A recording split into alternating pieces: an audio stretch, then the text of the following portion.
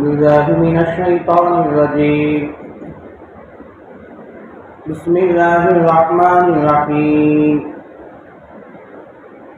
ولا تتمنوا ما فضل الله به بعضكم على بعض للرجال نصيب مما اكتسبوا وللنساء نصيب مما اكتسبوا واسألوا الله من فضله إن الله كان بكل شيء عليما. ولكل جعلنا موالي مما ترك الوالدان والأقربون والذين عقدت أيمانكم فآتوهم نصيبهم إن الله كان على كل شيء شهيدا.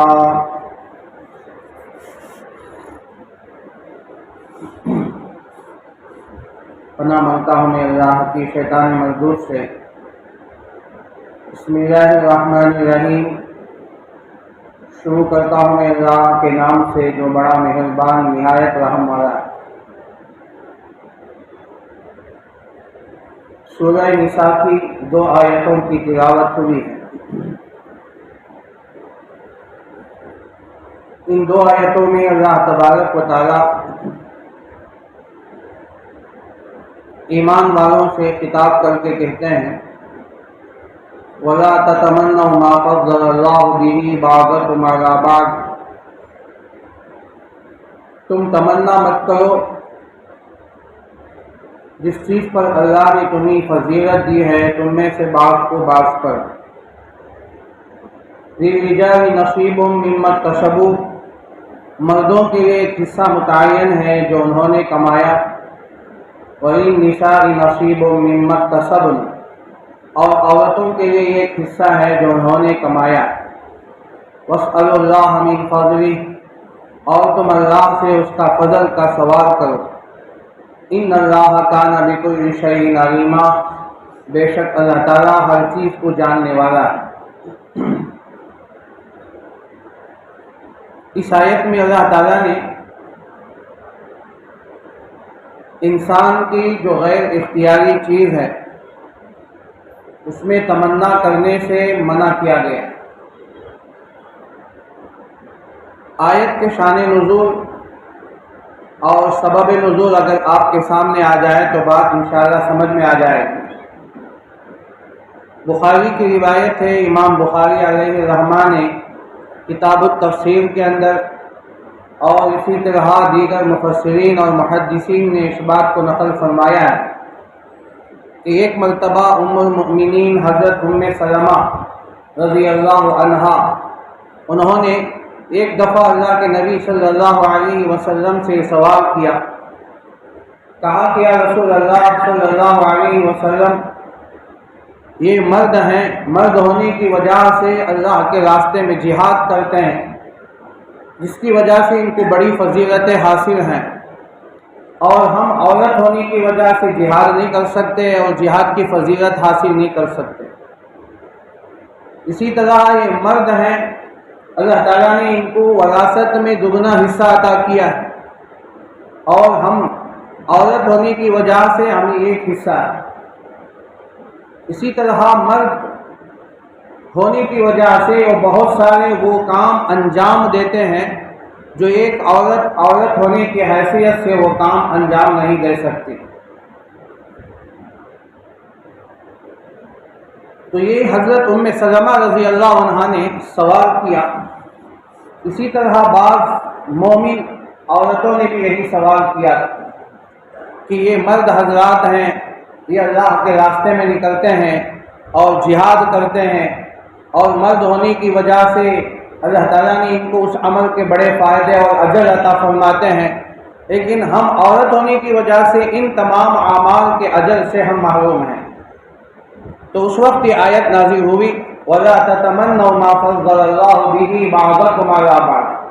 تم ہوس مت کرو, تمنا مت کرو اس بات کی جو اللہ نے تمہیں فضیلت عطا کی ہے, جس بات پر تم میں سے بعض پر اللہ نے فضیلت دی. اور پھر جو ان کا دوسرا سوال تھا کہ وراثت میں مردوں کو 2 حصہ ملتا ہے, فَلِلذَّكَرِ مِثْلُ حَظِّ الْأُنثَيَيْنِ.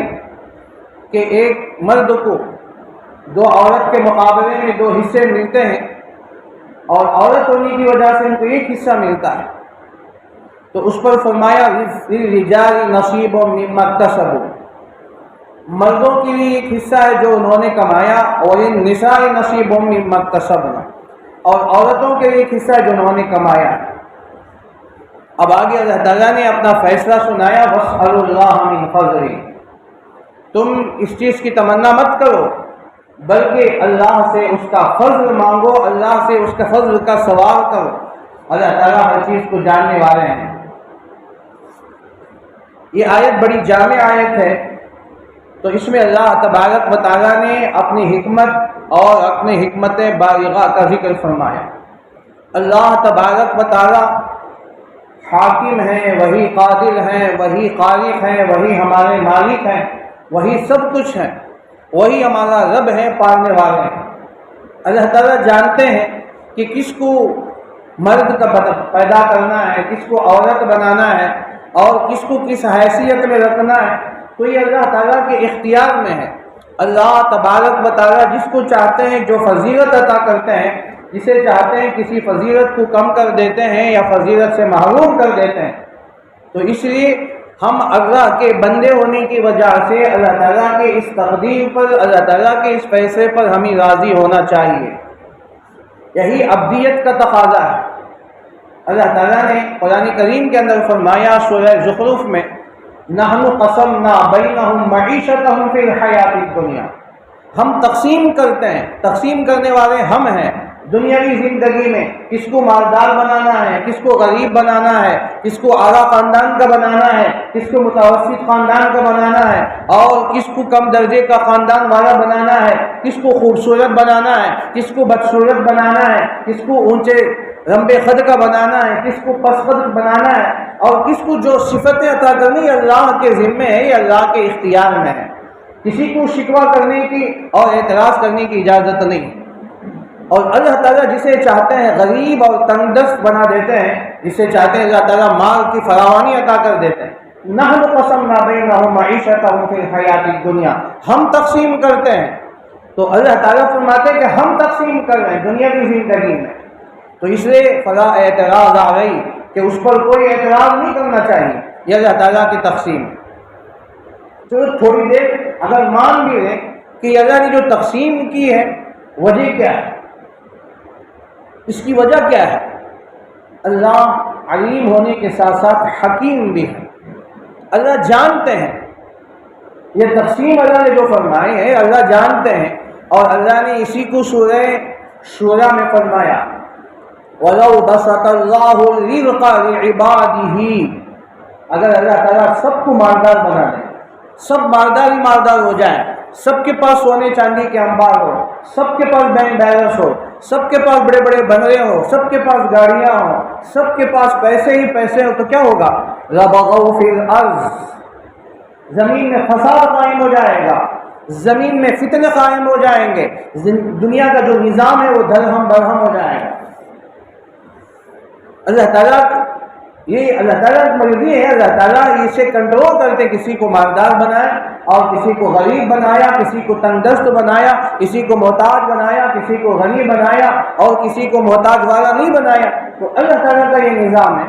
اگر وَلَوْ بَسَطَ اللَّهُ الرِّزْقَ لِعِبَادِهِ، اگر اللہ تعالیٰ اپنے رزق کو تمام بندوں پر برابر تقسیم کر دیں، سب مالدار ہی مالدار ہو جائے، لَبَغَوْا فِي الْأَرْضِ، زمین کے اندر فساد قائم ہو جائے۔ موٹی سی مثالوں سے آپ سمجھیں، ایک مالدار ہے، اس کی کچھ ضروریات، لیکن وہ خود اپنی ضرورت پوری نہیں کرتا، اس کے لیے چھوٹے آدمی کی ضرورت ہے جو چھوٹے کام کرے۔ مثلا ایک مالدار کے پاس 20 لاکھ 40 لاکھ کی گاڑی ہے، کار ہے، لیکن خود ڈرائیونگ نہیں کر سکتا۔ اب اس کے لیے ایک ادنا معمولی قسم کا آدمی اسے چاہیے جو اسے 10-8 ہزار کی تنخواہ دے کر وہ اپنا ڈرائیور بنائے گا۔ اب اتنی بڑی گاڑی اس کے پاس، اتنی قیمتی گاڑی ہے، اب خود چلا نہیں سکتا، ڈرائیونگ نہیں کر سکتا، سیلف نہیں کر سکتا ہے، تو اس کے لیے ڈرائیور چاہیے۔ اور بھی اسی طرح گھر کے نظام ہے، گھر اتنا بڑا بنگلہ ہے، اس کے اندر خود ان کی جو مستورات ہیں، جو مالدار مستورات ہیں، خود کھانا نہیں بناتی بلکہ چائے تک نہیں بناتی، اپنے کپڑے خود نہیں دھوتی ہیں، تو پھر یہ گھر کا نظام کیسے چلے گا؟ تو غریب جو مزدور قسم کی عورتیں ہیں، جو اس طرح عورتیں آتی ہیں گھروں میں کام کرتی ہیں، تو یہ 2-3 مثالیں، اور آپ کے پاس اتنا بڑا کارخانہ ہے، 2-4 کروڑ 5 کروڑ کا آپ کے پاس کارخانہ ہے، کارخانے کا نظام چلنا ہے، اگر سب کے سب پڑھے لکھے ہو، سب کے سب انجینئر ہو، سب کے سب سافٹ ویئر انجینئر ہو، تو پھر آپ کا لیبر کام کون کرے گا؟ جو چھوٹے چھوٹے کام ہیں وہ کون کرے گا؟ تو یہ نظام ہے اللہ کا، ایک کارخانے میں سب برابر نہیں ہو سکتے، ایک اتنا بڑا کارخانہ ہے جس کے اندر ایک مالک ہوگا، ایک یجمان ہوگا، پھر اس کے بعد اس کا انجینئر ہوگا، اور پھر اس کا نائب اسسٹنٹ ہوگا، پھر اس کے بعد سافٹ ویئر انجینئر ہوں گے، پھر اس کے بعد لیبر ہوں گے، اس کے پاس سپروائزر ہوں گے، اور اس کے بعد جو بہت سارے کام کرنے والے ہوں گے، مختلف قسم کے کام کرنے والے ہوں گے، تو ان کی تنخواہیں بھی مختلف ہیں، ان کی ڈیوٹیاں بھی مختلف ہیں، ان کے کام بھی مختلف ہیں، اور جو کام زیادہ کرتے ہیں ان بیچاروں کو تنخواہ کم دی جاتی ہے، اور جو اے سی کار میں آتے ہیں، اے سی روم میں بیٹھ کر کمپیوٹر چلا کے چلے جاتے ہیں، تو ان کے لیے تو 1 لاکھ 1.5 لاکھ کی تنخواہ دیتے ہیں۔ اگر ہم آپ سے پوچھیں کہاں کا انصاف ہے؟ نہیں، یہ دنیا کا نظام ہے، یہ اللہ کے بنائے ہوئے نظام ہے، یہ تو تبھی کارخانہ چلے گا، سب لیبر ہو تو بھی نہیں کام چلے گا، سب یجمان تو بھی کام نہیں چلے گا۔ تو یہ اللہ کا نظام، اللہ نے پوری دنیا یہ اللہ کا کارخانہ ہے، جو اللہ تعالیٰ پورے نظام کو چلا رہے ہیں۔ تو ہر زمانے میں 3 طبقے کے لوگ موجود ہوتے ہیں، ایک جو بڑے بڑے مالدار چودھری اور جو اپنے آپ کو بڑے بڑے کہتے ہیں، تو عمائدین شہر ہوتے ہیں، بڑے بڑے ہوتے ہیں، تو ایک وہ طبقہ ہوتا ہے۔ دوسرا اس سے نیچے درجے کا جو متوسط طبقہ ہوتا ہے، تو وہ لوگ بھی ہوتے ہیں، اور تیسرے غریب مزدور بیچارے کمزور قسم کے لوگ، مالی اعتبار سے کمزور قسم کے لوگ ہوتے ہیں۔ تینوں قسم کے لوگ دنیا کے اندر ہوتے ہیں، اور ہر زمانے میں ہے، تبھی دنیا کا نظام چلے گا، ورنہ نہیں چلے گا۔ یہ اللہ کی حکمت بالغہ ہے۔ تو اسے یوں تمنا کرنا کہ ہم یہ فلاں ہو جائے، ہمارے پاس مال زیادہ ہو، وہ نہیں۔ اور اللہ تعالیٰ نے جو بنائے، کسی کو خوبصورت بنایا، کسی کو متوسط بنایا، کسی کو بدصورت بنایا، یہ بھی اللہ کا نظام۔ خوبصورت بنایا، یہ بھی اللہ تعالیٰ کی قدرت ہے۔ مرد ہو یا عورت خوبصورت بھی ہیں، مرد ہو یا عورت بدصورت بھی ہیں، مرد ہو یا عورت اونچے قد کے بھی ہیں، مرد ہو یا عورت پس قد کے بھی ہیں، مرد ہو یا عورت جن کی بناوٹ میں کچھ اللہ تعالیٰ کی طرف سے ان کے اندر عذر ہے، یعنی مثلا ناک چپٹی ہے، ہونٹ موٹے ہیں، اور اسی طرح کوئی عذر ہے، یا ہاتھ پیر کے رگڑے معذور ہیں، یہ اس قسم کی پوری چیزیں ہیں، تو اللہ تعالیٰ کا یہ نظام ہے۔ کسی کو آنکھیں ہیں تو آدھی روشنی ہے، کسی کو دونوں آنکھوں میں روشنی نہیں ہے، کسی کو آدھا ہے تو موٹے موٹے چشمے لگا کے چلتے ہیں، تو یہ سب اللہ تعالیٰ کا یہ نظام ہے۔ اللہ تعالیٰ فرماتے ہیں کہ یہ نظام اسی طرح چلے گا۔ یہ اللہ تبارک و تعالیٰ کی قدرت ہے، اللہ تعالیٰ نے سب کو ایک درجے پہ نہیں رکھا، تو اس سے فرمایا وَلَا تَتَمَنَّوْا، تم تمنا مت کرو ما فضل اللہ بہ بعضکم علی بعض، جو اللہ نے تم کو بعض پر اللہ نے جو تم کو فضیلت دی۔ اب جن کو اللہ تعالیٰ نے خوبصورت بنایا وہ اللہ کا شکر ادا کرے کہ اللہ نے مجھے حسین بنایا، خوبصورت بنایا، اور اللہ نے مجھے حسن کی دولت سے مالا مال کیا، تو اللہ کا شکر ادا کریں۔ اور جو بدصورت ہیں وہ صبر کریں، اللہ تعالیٰ نے ان کے بدلے میں کوئی اور چیز اللہ تعالیٰ رکھ دیتے ہیں۔ اب اس کی تفصیل پر مفتی شفیع صاحب رحمۃ اللہ نے بڑی اچھی لمبی بحث فرمائی، اور پوری تفصیلات کا وقت نہیں ہے۔ تو اللہ کا ایک نظام یہ ہے، اللہ کوئی چیز بڑی نعمت دیتے ہیں تو اس کے مقابلے میں کسی اور نعمت کو کم کر دیتے ہیں، یا کسی اچھی نعمت کو اللہ کم کر دیتے ہیں تو اس کے مقابلے میں کوئی اور اچھی اللہ تعالیٰ نعمت اس کو عطا کر دیتی ہے۔ اللہ کا نظام، مثلا ایک آدمی خوبصورت ہے، حسن و جمال کا مالک ہے، لیکن اس کے پاس کوئی اور اللہ کا جو اللہ تعالیٰ کی دی ہوئی چیز ہے اس پہ کم ہوگی، مثلا بسان و بد اخلاق ہوگا، یا اس کے اندر کسی اور چیز کی کمی ہوگی۔ لیکن ایک اللہ کا بندہ ہے جو بدصورت ہے اور بھدی آنکھوں والا ہے، ہونٹ موٹے موٹے ہیں، لیکن اس کے اندر کوئی اور اللہ نے ان کو اخلاق عطا فرمایا ہے۔ تو ایک نعمت جب چھن جاتی ہے تو اللہ تعالیٰ دوسری نعمت ان کو عطا کر دیتے ہیں۔ ایک نعمت میں جب اللہ کمی کر دیتے ہیں تو اس کے مقابل میں دوسری نعمت اللہ دے دیتے ہیں. یہ اللہ کا نظام ہے. ہر آدمی غور کرے, اگر یہ نعمت میرے پاس کم ہے تو دوسری نعمت اللہ عطا فرما دیتے. دوسری مثال میں تو عام طور سے علماء کرام ہیں جن کے پاس علم ہے, قرآن و حدیث کا علم ہے, مفسر قرآن ہوتے ہیں, مفتیان ہوتے ہیں, اور بڑے بڑے شیخ الحدیث محدثان کرام ہوتے ہیں. تو بڑے بڑے علماء جو پہاڑوں جیسے علم رکھنے والے اور گہرا علم رکھنے والے, دنیا ان پر ناز کرتی, لیکن عام طور سے ان کے پاس مال نہیں ہوتا. علماء کے پاس مال نہیں ہوتا, علم اللہ عطا کر دیتے ہیں, مال کو کم کر دیتے ہیں. اور جن کے پاس مال ہوتا ہے, پیسے ہی پیسے ہوتے ہیں ان کے پاس, وہ تو عام طور سے جاہل ہوتے ہیں. برانا معنی میں جاہل نہیں کہہ رہا, اور ان کے پاس علم نہیں ہوتا. تو ایک نعمت جب اللہ دیتے ہیں تو دوسری نعمت کو کم کر دیتے ہیں. جب یہ نعمت دے دیتے ہیں تو دوسری نعمت کو اللہ کم کر دیتے ہیں. اسی طرح ہر مثال آپ دیکھیں, یہ اللہ تعالیٰ کا یہ نظام ہے. کوئی چیز اللہ عطا فرما دیتے ہیں تو اس میں کسی چیز کے اندر کمی کر دیتے ہیں. تو اس لیے اللہ نے جس کو جو نعمت عطا کی ہے اس پر صبر کریں, اس پر شکر کریں. اگر نعمت میں اضافہ ہے تو اللہ کا شکر ادا کریں, اگر کسی چیز میں کمی ہو تو صبر کریں, اور دوسری جو نعمتیں ہیں اس کو دیکھیں اللہ نے مجھے یہ نعمت دی. اسی لیے امام شافعی رحمۃ اللہ علیہ سے جب پوچھا گیا تو انہوں نے فرمایا کہ اللہ تعالیٰ نے ہمیں مال تو نہیں دیا, لیکن اللہ نے ہمیں علم دیا ہے. مال تو فنا ہے, فنا ہونے والے ہیں, لیکن علم کبھی فنا نہیں ہے. عالم دنیا سے چلا بھی جائے لیکن اس کے علم سے لوگ استفادہ کرتے رہتے ہیں. تو یہ سب اللہ تعالیٰ کی نعمتیں ہیں. تو بہرحال یہاں حضرت ام سلمہ رضی اللہ عنہا نے اور اسی طرح دیگر مومنات صحابیات نے اس طرح سوال کیا, یا رسول اللہ, یہ مرد حضرات تو اللہ کے راستے میں جہاد کرتے ہیں تو جس کی وجہ سے وہ بڑی بڑی فضیلتیں حاصل کرتے ہیں, ہم عورت ہونے کی وجہ سے جہاد نہیں کر سکتے, میدان میں جا نہیں سکتے, تو ہم ان فضیلت سے محروم ہیں. تو فرمایا اللہ تعالیٰ نے بعض نعمتیں مردوں کو عطا کی ہیں, بعض نعمتیں عورتوں کو عطا فرمائی. تو اس لیے اس کی تمنا مت کرو. اللہ نے جو چیز رکھیں, ایک حدیث مشکات کی اور اسی طرح الترغیب و ترہیب کی حدیث ہے. اللہ کے نبی صلی اللہ علیہ وسلم نے ارشاد فرمایا, اور شیخ الحدیث میں غالباً نقل فرمایا کہ اچھے کاموں کے اندر دین کے معاملے میں آدمی اپنے اوپر لوگوں کو دیکھے. اس سے آدمی کے اندر شکر کا پیدا ہوگا اور آدمی کے اندر ترقی کی درجات ہوں گے, ترقی پیدا ہوگی. اور دنیا کے معاملے میں آدمی اپنی نیچے والوں کو دیکھے, اس سے صبر اور شکر مادہ پیدا ہو. یہ دیکھنا بھی چاہیے کہ دین کے معاملے میں ہم سے جو بڑے ہیں ان کو دیکھیں, انہوں نے کیسے نمازوں پڑھتے ہیں, کیسے روزوں کا اہتمام کرتے ہیں, اور انہوں نے کتنے اچھے اچھے کام کر رہے ہیں, ہم تو اتنا نہیں کر رہے ہیں, تو ہم بھی ان کو دیکھ کر کوشش کریں. دنیا کے معاملے میں آدمی اپنے سے کمتر, اپنے سے غریب آدمی کو دیکھے کہ اللہ نے مجھے تو اتنا مال دیا ہے, بہرحال میں جیسے بھی ہوں اللہ مجھے 3 وقت کھلاتے ہیں اور اچھے کپڑے میں پہنتا ہوں اور اچھی حالت میں تو اللہ مجھے رکھا ہے. کتنے لوگ ہیں جو سڑکوں پہ بھیک مانگتے ہیں, جن کے پاس پہننے کے لیے کپڑے نہیں ہیں, پیروں پہ جوتے نہیں ہیں, اور اسی طرح ان کے لیے کھانے کا کوئی نظم نہیں.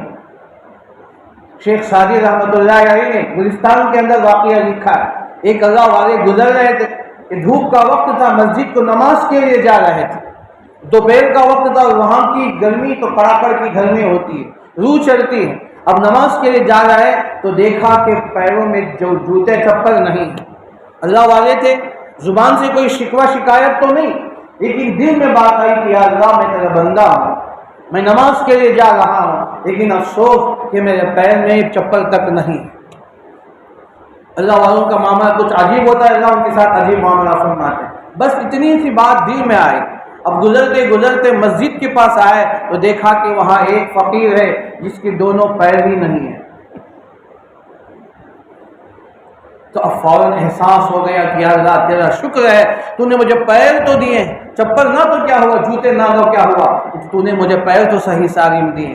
تو یہ اللہ کا نظام ہی اللہ تعالیٰ عطا فرماتے ہیں.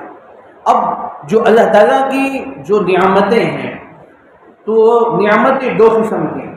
ایک وہ نعمت ہے اختیاری اور ایک نعمت ہے غیر اختیاری. غیر اختیاری جو نعمت ہے یہی وہ چیزیں ہیں کہ اللہ تعالیٰ نے کسی کو مرد بنا دیا تو مرد ہی رہے گا, عورت نہیں بن سکتا زندگی میں. جو عورت بنا دیا تو وہ عورت ہی رہے گا. جو خوبصورت ہے تو وہ خوبصورت ہی رہے گا، بدصورت ہے تو بدصورت ہی رہے گا، اونچا قد کا ہے تو اونچا قد کا ہی رہے گا، پس قد کا ہے تو پس قد کا ہی رہے گا، ناک چپٹی ہے موٹی ہے جیسے بھی ہو ویسے رہے گا، اگر آنکھوں میں تیرچا پن ہے ایسے ہی پیدا ہوا تو ویسے ہی رہے گا، یا انگلیاں اس کے آگے پیچھے ہیں یا پیر کا معذور ہے، جس طرح اللہ نے اسے پیدا کیا ہے خلقتاً جو اس طرح ہے وہ اسی طرح رہے گا، اس میں کوئی تبدیلی کوئی چاہ اور اس میں کوئی تبدیلی کی کوئی گنجائش نہیں ہوتی۔ یہ غیر اختیاری، ہمارے اختیار میں نہیں، ہم اس کو کوئی اختیار نہیں کر سکتے۔ تو اسی طرح بہت سی اس کی مثال ہے، جو اللہ نے جو نعمت دے دی ہو تو بس وہی رہے گا، موت تک اسی حالت میں رہے گا، اس میں کوئی چینج کوئی تبدیلی نہیں ہوگی، آدمی چاہے تو بھی نہیں کر سکتا۔ دوسری چیز ہے اختیاری، جو بندے کے اختیار میں ہوتا ہے۔ اب بندے کا اختیار وہ ہے کہ اوصاف اچھے اوصاف بندہ اپنے محنت کے ذریعے سے اپنے مجاہدوں کے ذریعے سے اس چیز کو حاصل کر سکتا ہے۔ مثلا آدمی علم حاصل کر سکتا ہے، آدمی تو جاہل پیدا ہوتا ہے، محنت کر کے آدمی دنیا کا علم ہو یا آخرت کا علم ہو تو آدمی محنت کرے گا، اللہ اس کو محنت پر موقوف رکھیں، محنت کرے گا وہ اچھے سے اچھا ڈاکٹر بنے گا، اچھے سے اچھا انجینئر بنے گا اور اچھے سے اچھا تاجر بنے گا، اچھے سے اچھا سائنسدان بنے گا، یہ اس کی محنت پر موقوف ہے۔ پھر ایک بندے نے محنت کی تو وہ حافظ قرآن بنا، عالم دین بنا، مفتی بنا اور اسی طرح علامہ بنا اور شیخ الحدیث بنا، اور جتنے علم کے درجات ہیں اس کی محنت پر اللہ نے اسے چھوڑ دیا، اتنا تم محنت کرو گے تم کو اتنا ملے گا۔ اسی طرح بندے کے اچھے اوصاف ہیں، اچھے اخلاق ہیں، یہ سیکھنے سے حاصل ہوتے ہیں۔ اچھے اخلاق اور نرم گفتگو کرنا، اخلاق سے پیش آنا، تہذیب سے پیش آنا، یہ چند ایسے اوصاف ہیں آدمی کو اللہ تعالیٰ نے اس کے اکتساب پر، اس کی محنت پہ چھوڑ دیا۔ اب محنت پہ چھوڑ دیا تو جتنا وہ محنت کرے گا اللہ تعالیٰ اس کو اس کے مطابق عطا کریں گے۔ دنیا کے لیے محنت کرو تو وہ بھی اللہ دے دیں گے۔ من کان یرید حرث الدنیا ومن کان یرید حرث الآخرۃ نزد لہ فی حرث۔ دنیا کے لیے محنت کرو گے تو ہم دنیا دے دیں گے، آخرت کے لیے محنت کرو گے ہم آخرت بھی دے دیں گے۔ اس کی محنت پر موقوف، اس کے لیے ایمان کی بھی ضرورت نہیں۔ آدمی اگر غیر بھی اگر یہ محنت کر رہے ہیں دنیا کے لیے تو اللہ ان کو بھی دے دیتے ہیں، اللہ ان کو بھی دیتے ہیں۔ اب مال محنت کے ذریعے سے آدمی جتنا محنت کرے گا مال حاصل کرے گا، تجارت کرے گا آدمی خوب ترقی کرے گا، مال کی فراوانی ہوگی، یہ سب اللہ تعالیٰ نے اختیاری دے دیے ہیں۔ تو یہ اللہ کی نعمتیں ہیں جو اختیاری غیر اختیاری، یہ بھی اللہ تعالیٰ کے فیصلے ہیں۔ بعض بندوں کو اللہ اختیار دے دیتے ہیں، بعضوں کو اللہ تعالیٰ غیر اختیار میں فراوانی عطا فرما دیتے ہیں۔ اب اس آیت میں اللہ تعالیٰ نے اتنا کہا کہ جو بھی نعمت ہو وَاسْأَلُوا اللَّهَ مِن فَضْلِهِ، اللہ سے اس کا فضل مانو۔ جو نعمت اللہ نے مجھے دیا ہے اس پر اللہ کا فضل مانو کہ اللہ تو اس میں خیر عطا فرما، اے اللہ میں تجھ سے تیرا فضل چاہتا ہوں، اللہم انی اسألک من فضلک، اے اللہ میں تجھ سے تیرا فضل مانگتا ہوں۔ اللہ سے فضل مانگے، خیر مانگے، بس یا اللہ تو مجھے خیر عطا فرما، اللہ سے مانگنا چاہیے۔ اب ایک حضرات انبیاء علیہم السلام کو بھی دیکھیں۔ حضرات انبیاء علیہم السلام اللہ کے برگزیدہ بندے ہیں۔ اللہ کے بعد پوری دنیا میں اگر کسی مقدس جماعت کا مقام ہے تو وہ حضرات انبیاء علیہم السلام، تمام کے تمام حضرت آدم علیہ السلام سے لے کر حضرت محمد رسول اللہ صلی اللہ علیہ وسلم تک تمام حضرات انبیاء علیہ السلام ہیں، تمام چھوٹے بڑے گناہوں سے معصوم اور پاک۔ یہ پاکیزہ ہستیاں ہیں، پاکیزہ نفوس ہیں، سب نبی برابر ہیں لیکن درجات میں فضیلت میں ایک دوسرے سے آگے ہیں۔ اللہ نے تلک الرسل کے پہلی آیت تلک الرسل فضلنا بعضهم علی بعض، یہ وہ رسول ہیں ہم نے ان کو بعضوں کو بعض پر فضیلت دی۔ نبی سب ہیں لیکن ان کو فضیلت یہ ہے منہم من کلم اللہ، ان میں سے بعض وہ ہیں جن سے اللہ نے کلام کیا، حضرت موسیٰ علیہ السلام، وَرَفَعَ بَعْضَهُمْ دَرَجَاتٍ، اللہ نے حضرت عیسیٰ، حضرت ادریس علیہ السلام کے درجات کو بلند فرمایا، وہ آسمانوں پہ زندہ ہے۔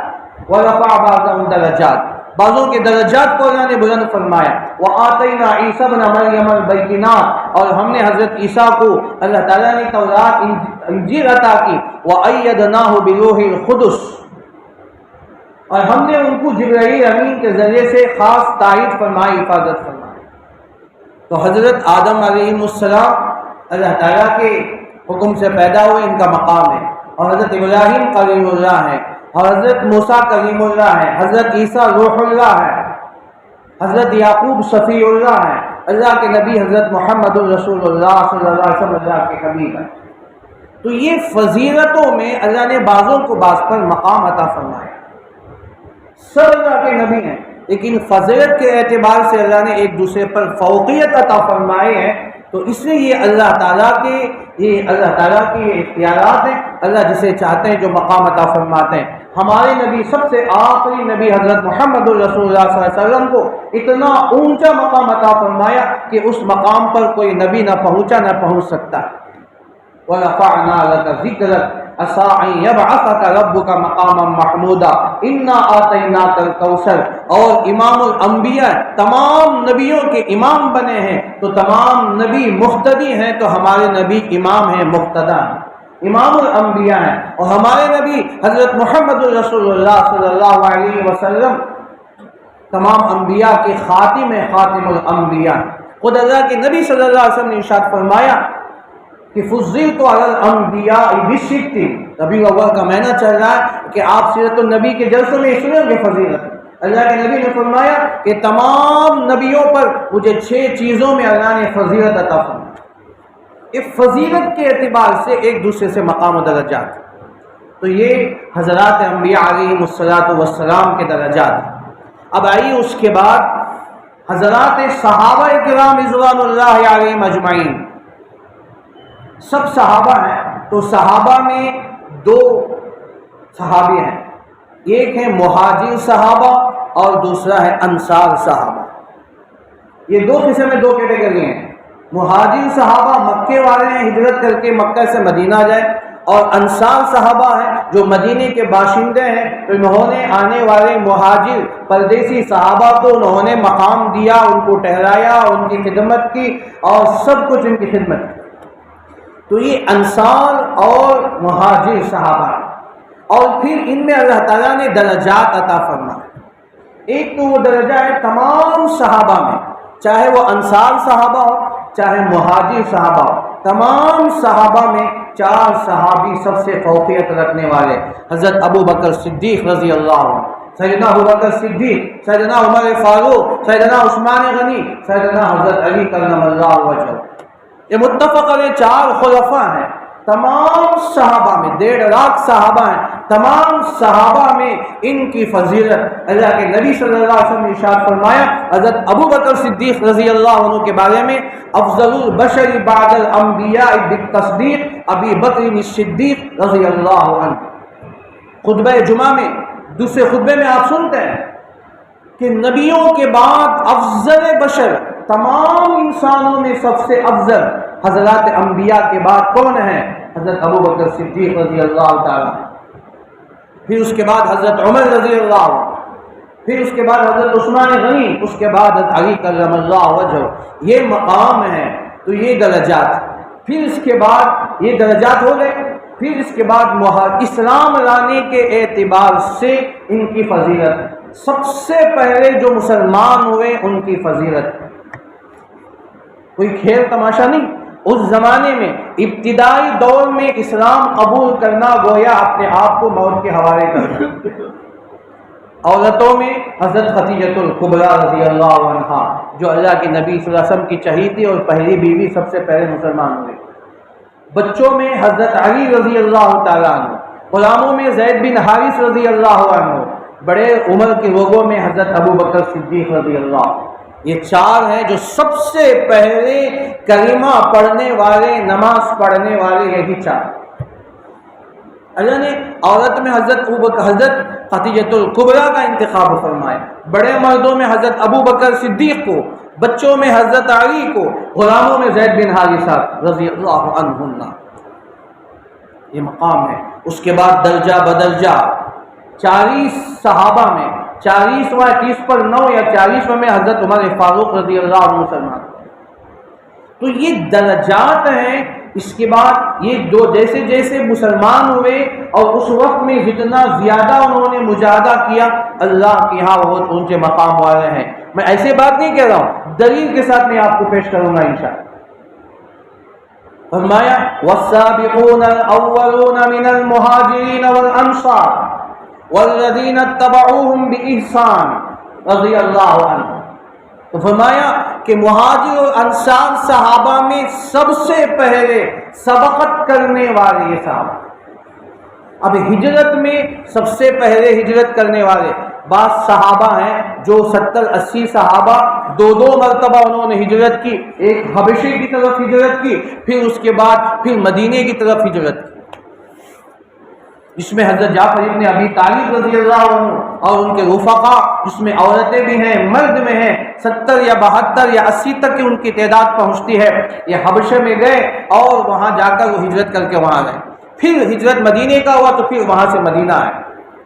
اور ہجرت کرنے والوں میں جو سب سے پہلے ہیں والسابقون الاولون من المہاجرین، ہجرت کرنے والوں میں سب سے پہلے سبقت کرنے والے۔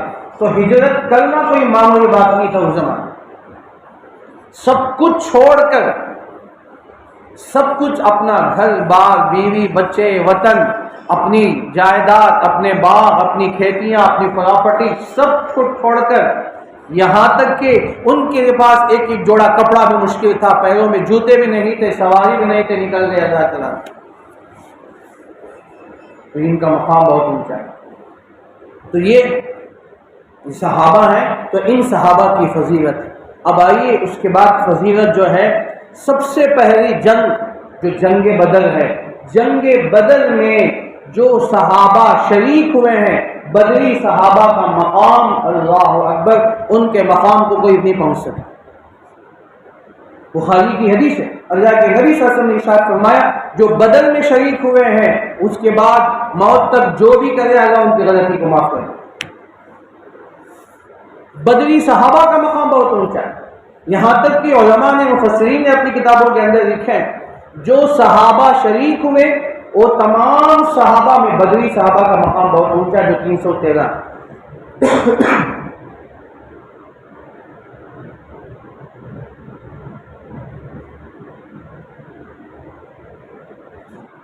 اسی طرح اس وقت میں جو فرشتے بدر کے میدان میں اترے ہیں وہ فرشتوں کا مقام دیگر آسمانی فرشتوں کے مقابلے میں بہت اونچا ہے۔ یہ بدری فرشتے ہیں جو 3000 1000 پھر اس کے بعد 3000 آئے، تو اللہ تعالیٰ نے چوتھے پارے میں اس کا ذکر فرمایا۔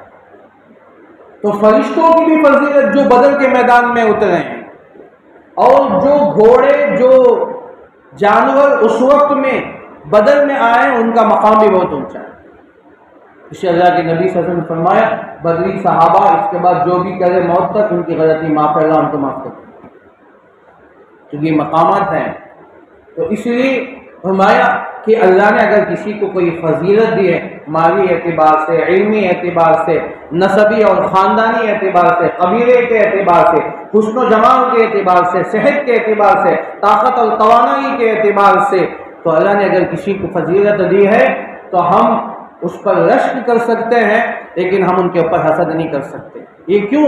اس لیے کہ اگر ہم اس طرح اللہ کی تقسیم پر راضی نہیں ہوں گے تو حسد کی بیج یہاں سے شروع ہو جائے، حسد کا دروازہ یہاں سے شروع ہو جائے۔ حسد کہتے ہیں یہی جو نعمت تمہارے پاس ہے، جو نعمت مجھے کیوں نہیں ملی، وہ نعمت تم کو کیوں ہے، وہ نعمت تم سے ختم ہو جائے، چاہے وہ نعمت مجھے ملے نہ ملے، اسی کا نام تو حسد ہے۔ تو اس لیے اللہ تعالیٰ کی جو فضیلت عطا فرمائی، تو اس لیے اللہ تعالیٰ نے ذکر فرمایا وَلَا تَتَمَنَّوْا مَا فَضَّلَ اللَّهُ بِهِ بَعْضَكُمْ عَلَىٰ بَعْضٍ، تم تمنا مت کرو، خواہش مت کرو جو اللہ نے تم کو فضیلت دی ہے، جو تم کو بعض کو بعض پر۔ لِلرِّجَالِ نَصِيبٌ مِّمَّا اكْتَسَبُوا، دیکھیے کچھ عبادات ایسے ہیں جس میں مرد کریں یا عورت کریں دونوں کو ثواب برابر۔ مثلا قرآن کی تلاوت چاہے مرد کرے یا عورت کرے، فرمایا ایک ایک حرف پر 30 نیکیاں، الف لام میم 10 نیکیاں، 30 نیکیاں ملے گی۔ ایک روایت میں 10 ہے، ایک روایت میں 30 ہے۔ الف لام میم کوئی مرد پڑھے تو اسے بھی 30 نیکی، عورت پڑھے تو اسے بھی 30 نیکی۔ اور فرمایا کہ اگر حج یا عمرہ مرد کرے یا عورت کرے اتنا ہی ثواب ہے، اس میں کوئی تقسیم نہیں۔ صدقہ و خیرات، انفاق فی سبیل اللہ، چاہے مرد کرے یا عورت کرے دونوں کو ایک ہی ثواب برابر ہے۔ من جاء بالحسنۃ فلہ عشر امثالها، جو ایک نیکی لے کر آئے گا اس کو 10 گنا دیں گے۔ پھر فرمایا منزل الذی یقرض اللہ قرضا حسنا فیضاعفہ لہ اضعافا کثیرا، اس میں سب برابر ہے۔ نماز پڑھو، مرد کو بھی ثواب ہے، عورت کو بھی ثواب ہے۔ اب یہاں سوال پیدا ہو سکتا ہے، مرد تو مسجد میں جا کر صف اولیٰ میں تکبیر اولیٰ کے ساتھ نماز پڑھتا ہے تو اس کو اتنا اجر ثواب ملتا ہے، عورت کو کہاں سے ملے گا؟ تو فرمایا علماء نے لکھا ہے اگر عورت اپنے گھر کے بند کمرے کے اندر 4 دیواری کے اندر اگر نماز پڑھتی ہے تو اللہ تعالیٰ اس کو اتنا ہی اجر اور ثواب عطا فرماتے ہیں جو مرد مسجد میں جا کر صف اولیٰ میں تکبیر اولیٰ کے ساتھ پڑھتا ہے، اللہ اسے برابر اتنا ہی ثواب عطا فرماتے ہیں، بشرطے کہ وہ گھر کے 4 دیواروں کے اندر۔ اور حدیث میں فرمایا، ابو داؤد کی روایت ہے، مشکات کی حدیث ہے، اللہ کے نبی صلی اللہ علیہ وسلم نے ارشاد فرمایا کہ عورت گھر کے اندر جو حجرہ ہے، کمرہ ہے، وہاں نماز پڑھنا بہتر ہے بدرجے اس کے کہ جو صحن میں نماز پڑھے۔ اسی طرح وہ عورت جو گھر کے صحن میں نماز پڑھتی ہے وہ بہتر ہے اس نماز سے جو ورانڈے میں باہر جو اوپر فلور خالی ہوتا ہے تو ایسی جگہ نماز پڑھنے سے بہتر۔ تو اس سے معلوم ہوا کہ گھر کے اندر بھی عورت اس جگہ نماز پڑھے جہاں زیادہ سے زیادہ پردہ ہو۔ تو ایک دم بند کمرے کے اندر کھوٹلی میں، جسے ہم کہتے ہیں اندر کمرے میں چلے جائے تو وہاں جا کر نماز پڑھنے سے اللہ تعالیٰ اس کو اتنا ثواب عطا فرماتا ہے۔ تو ایسی بہت ساری مثالیں ہیں جو مرد عورت دونوں برابر ایکول ہیں، اس میں کوئی فضیلت نہیں، سب کو برابر۔ اب چند عبادات ایسے ہیں جو مرد کے لیے خاص ہیں، عورت کے لیے خاص ہیں۔ وہ نعمت مرد حاصل نہیں کر سکتا یا وہ نعمت عورت حاصل نہیں کر سکتی۔ مثلا جیسے جہاد ہے، جہاد میں مر جائے گا، جہاد میں شہید ہوتا ہے، اس کو بہت اونچا ثواب ہے، یا غازی بن کر واپس آتا ہے، مجاہد بن کر مال غنیمت لے کر آتا ہے، تو مرد کے لیے یہ فضیلت ہے خاص طور سے، اس میں عورت اس میں دخیل نہیں بن سکتی۔ اسی طرح جنازے کے پیچھے چلنا یہ مرد کے لیے خاص ہے، جنازے کی نماز کے شریک ہوتا ہے، اس طرح یہ مرد ایک اجر و ثواب ہے جو اللہ نے مرد کے لیے خاص رکھے ہیں۔ اور بعض اجر ایسے ہیں کہ اللہ تعالیٰ نے صرف عورت کے لیے ہے، مرد اس میں دخل نہیں ہو سکتا۔ مثلا عورت اگر حاملہ ہو جائے تو فرمایا اب حاملہ حمل کے دوران میں جو نماز پڑھتی ہے اللہ تعالیٰ اسے 70 گنا زیادہ ثواب عطا فرماتے ہیں۔ اب جیسے جیسے اس کے مہینے ایام بڑھتے چلے جاتے ہیں، جتنی تکلیف بڑھتی چلی جاتی ہے، اس سے رکوع کرنا سجدہ کرنا مشکل ہوتا ہے، تو عورت کے نماز کا ثواب اتنا انتہا ہے کہ ہم اندازہ نہیں لگا سکتے۔ یہ میری ماں اور بہنیں سنیں، توجہ سے سنیں کہ حمل کے دوران جو نماز پڑھتی ہے، حمل کے دوران جو عبادت کرتی ہے، اس کا ثواب 70 گنا، اور اخلاص اگر ہو تو 707 لاکھ گنا بھی اللہ دے دیں۔ تو حاملہ عورت کی نماز کی جو فضیلت ہے وہ تو مرد حاصل نہیں کر سکتا، دنیا کے پورے مرد مل کر بھی حاصل نہیں کر سکتے۔ پھر فرمایا کہ جب عورت کو درد ذیل جسے ڈلیوری کہتے ہیں، اس وقت میں جو تکلیف ہوتی ہے، اس تکلیف کو جو برداشت کرتی ہے، اس وقت میں اللہ تعالیٰ عورت کے پورے گناہ معاف فرماتا ہے، صغیرہ کبیرہ گناہ۔ کسی کی ایک کانٹا چبھتا ہے تو ایک گناہ معاف ہوتا ہے نا، سر میں درد ہو تو گناہ معاف ہوتا ہے، ایک رات کے بخار میں تو تمام گناہ ہمارے معاف ہو جاتے ہیں۔ تو اس تکلیف میں اللہ تبارک و تعالیٰ اسے جو اجر عطا فرماتے ہیں وہ اندازہ بھی نہیں ہو سکتا، اور یہ صرف عورت کے لیے خاص ہے۔ پھر اتنا ہی نہیں، فرمایا رات میں جب بچہ پیدا ہو جائے اب بچہ رات میں جاگ رہا ہے، بار بار اٹھ رہی ہے، اس کی وجہ سے ماں ایک عورت رات میں اٹھ کر بچے کی خدمت کر رہی ہے، دودھ پلا رہی ہے اور بچے کی تکلیف کو برداشت کر رہی ہے، اللہ تبارک و تعالیٰ اسے پوری رات عبادت کرنے کا ثواب اور اجر عطا فرمائے۔ بچے کی خدمت پر ہم بوجھ سمجھتے ہیں کہ بچہ بار بار پیشاب کر دیتا ہے، کپڑے بدلنا پڑتا ہے، یا بار بار اٹھتا ہے، سوتا نہیں ہے، دن میں سوتا ہے، رات میں جاگتا ہے، عورتیں بڑی پریشان ہوتی ہیں۔ تو اس میں پریشان نہ ہو، بلکہ دیکھیں اللہ تعالیٰ اگر بچے کے لیے وہ رات بھی جاگ رہے تو پوری رات عبادت کا ثواب ملے گا۔ اب ظاہر بات یہ عورت کے لیے خاص ہے۔ پھر فرمایا کہ جب بچے کو ماں اپنی سینے سے لگا کر دودھ پلاتی ہے، ایک ایک قطرے پر اللہ تعالیٰ اسے ایک ایک نیکی عطا فرماتے ہیں، ایک ایک گناہ معاف فرماتے ہیں۔ یہ صرف عورت کے لیے خاص ہے، مرد اس میں دخیل نہیں ہو سکتا۔ تو یہ اجر اور ثواب، اس لیے عورت یہ مت سمجھے کہ ہم جہاد میں نہیں جا سکتے، ہم وہ کام نہیں کر سکتے، یہ کام نہیں کر سکتے، نہیں، اللہ تعالیٰ وہ اچھی نعمتیں عطا فرمائے، بعض نعمتیں صرف مردوں کے لیے، بعض نعمتیں صرف عورتوں کے لیے۔ تو اس لیے آج ہماری بہنیں بچوں کو دودھ پہ نہیں پلاتی، چند دن پلا، ایک دو مہینہ پلا دیا تو پھر کوئی کسی بہانے سے دودھ روک دیتی، نہیں، بچے کا حق ہے ان کو دودھ پلایا جائے، اور ایک ایک قطرے پر اللہ تبارک و تعالیٰ ایک ایک نیکی کی گناہ معاف فرما دیتا ہے۔ تو ظاہر بات ہے اب یہ چند باتیں آپ کے سامنے الحمدللہ تفسیر آ چکی ہے۔ تو اس سے فرمایا للرجال نصیب مما اکتسبوا، مردوں کے لیے ایک حصہ جو انہوں نے کمایا، وللنساء نصیب مما اکتسبنا، عورتوں کے لیے ایک حصہ جو انہوں نے کمایا، چاہے دنیا کے اعتبار سے چاہے اخروی اعتبار سے۔ تو اللہ تعالیٰ نے تقسیم فرما دیا، واسألوا اللہ من فضلہ، اب اللہ نے جس کو جو ہار میں رکھے ہیں بس اللہ سے اس کا فضل مانگتا رہے، اللہ سے اس کے فضل مانگتے رہے کہ یا اللہ تیرا شکر ہے۔ تو جب بندہ اللہ تعالیٰ کی نعمتوں کو دیکھے گا تو ان شکرتم لازیدنکم، نعمتوں پر شکر گزاری کرے گا، اللہ نعمتوں میں اضافہ فرمائیں گے۔ وَلَئِن کَفَرْتُمْ، اور اگر تم نے نافرمانی کی، ناشکری کی، تو ان عذابی لشدید، بے شک اللہ تعالیٰ بہت سخت عذاب دینے والے ہیں۔